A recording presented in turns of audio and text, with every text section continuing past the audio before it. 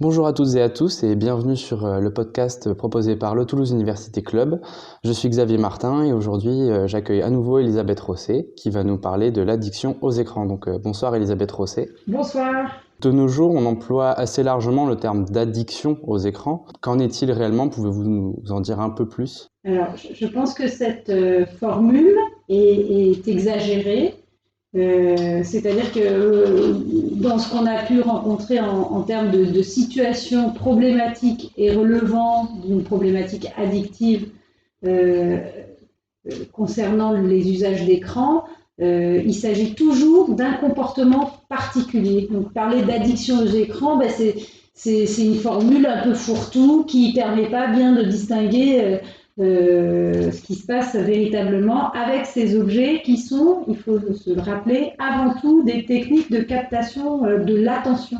Hein, c'est ce qu'induisent la plupart, c'est ce qui se passe comme phénomène quand on est face à un écran, que ce soit l'écran de l'ordinateur, de la télévision ou du téléphone portable, qui est le dernier écran et qui a marqué l'invasion en fait de ces objets dans notre existence. Donc, ce qu'on peut en dire, c'est que oui, il existe bien, et aujourd'hui il y a une reconnaissance notamment de l'OMS, d'un trouble addictif en lien avec les jeux vidéo. Donc ça se passe bien sur écran, mais c'est pas directement une addiction aux écrans, mais bien une addiction aux jeux vidéo. Par ailleurs, ce qu'on peut se dire aussi, c'est que on parlera en termes d'addiction uniquement quand on a affaire à des personnes adultes. Parler en termes d'addiction, c'est souvent ce qu'on fait justement à propos de jeunes gens. On dit celui-ci il est addict à ses écrans, à ses jeux vidéo, etc. C'est aussi là une exagération ou un usage mal adapté de ce terme, parce que on est rarement addict avant l'âge de 25 ans. D'accord, très bien. On parle donc d'addiction, même si ce terme est peut-être à prendre avec des pincettes. Mais quels effets sur le corps peuvent avoir ces surexpositions aux écrans finalement? Voilà, le terme me paraît beaucoup mieux choisi. Bon, ce à quoi on assiste plus généralement dans la société, c'est plutôt une surexposition aux écrans, et les conséquences de cette surexposition aux écrans sont différentes en fonction de l'âge de la personne qui regarde ces écrans. Je voudrais rappeler qu'avant l'âge de 3 ans, il y a des règles qui ont été posées, et qu'avant l'âge de 3 ans, il est fortement déconseillé de proposer des écrans aux enfants, qu'il faut en limiter leur usage et introduire petit à petit ces outils au fur et à mesure de la vie. Il y a une règle qui s'appelle la règle des 3, 6, 9, 12 qui détermine comme ça des usages particuliers ou déconseillés en fonction de l'âge de la personne.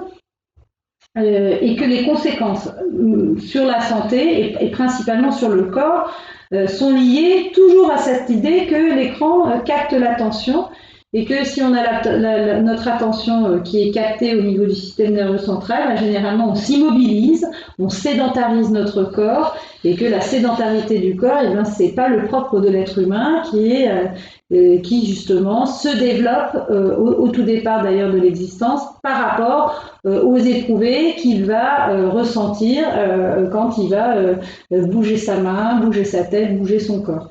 Donc, une des conséquences majeures des écrans, c'est la sédentarité des corps, et qui commence à poser des problèmes en termes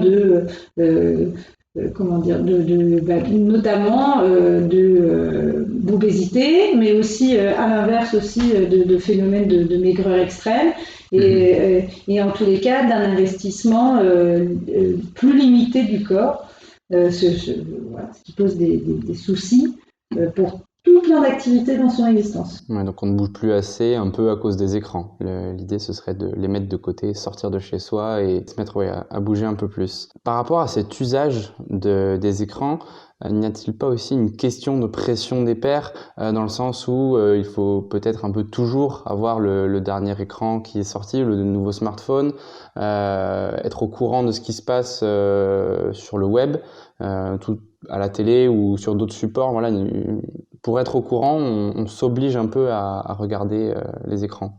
Je crois que la révolution, elle s'effectue avec la question des écrans qui sont relativement récents dans notre civilisation. Le premier écran, c'est celui du cinéma, ça se popularise au début du XXe siècle. L'écran qui va véritablement révolutionner notre rapport aux écrans, c'est l'écran de télévision, et puis celui d'Internet qui introduit une plus grande interactivité.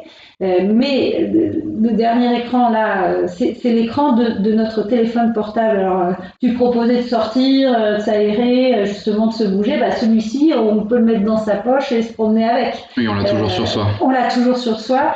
Et effectivement, il rend possible cette permanence de lien avec les autres, une forme de lien en tous les cas avec les autres, avec un certain nombre d'informations, etc. Et c'est là où cette question de la pression, effectivement, plus par les pairs est importante.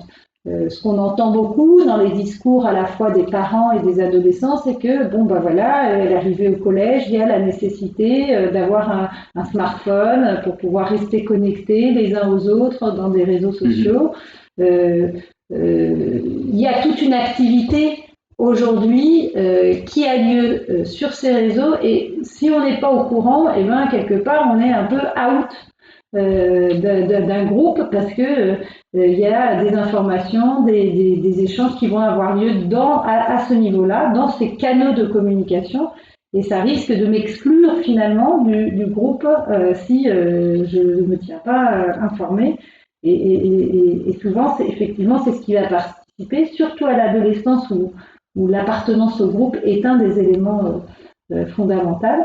C'est ce qui va participer à ce besoin d'aller consulter de manière tout à fait régulière dans une journée son téléphone portable, enfin son smartphone plus exactement, pour se tenir au courant. D'accord, très bien. Et donc au final, pour en conclure quelque chose, c'est peut-être notre façon de consommer l'écran qui pose problème. Par la multiplication des supports, comme vous l'avez dit, au début le cinéma, puis la télé, ça restait quand même quelque chose d'exceptionnel que tout le monde n'avait pas chez soi.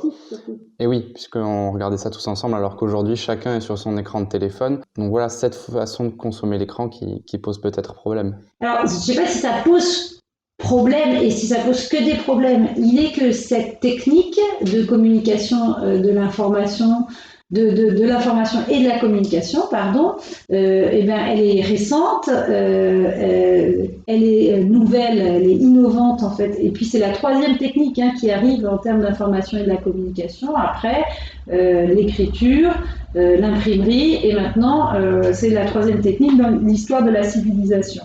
Elle pose des problèmes comme toutes les techniques humaines. Et maintenant il faut trouver des modes de régulation surtout de ces pratiques pour justement faire en sorte qu'on puisse en avoir un usage qui nous soit bénéfique le plus possible. Et cette régulation, elle est on va à tâtons, on essaye de comprendre comment est-ce qu'on peut faire autrement avec ces écrans. Très bien, donc la solution, sortons de chez nous, faisons du sport et de temps en temps laisser de côté les écrans, même si c'est un outil de communication formidable qui ouvre tout un champ de perspectives incroyables aujourd'hui. Tout à fait, et puis qui est inévitable et puis indispensable effectivement, mais peut-être qu'il faut réussir un peu plus à organiser ses temps et s'autoriser finalement à être déconnecté en laissant son téléphone portable, son smartphone chez soi, en ne l'ayant pas systématiquement avec soi, en s'autorisant aussi des moments d'existence pour faire l'expérience finalement un peu de qu'est-ce que c'est que ma vie sans cette connexion permanente à ces réseaux, à ces possibilités d'information et de partage. Très bien. Bien, merci beaucoup Elisabeth Rosset. On se retrouvera très bientôt pour parler d'un prochain sujet et je vous dis au revoir. Au revoir.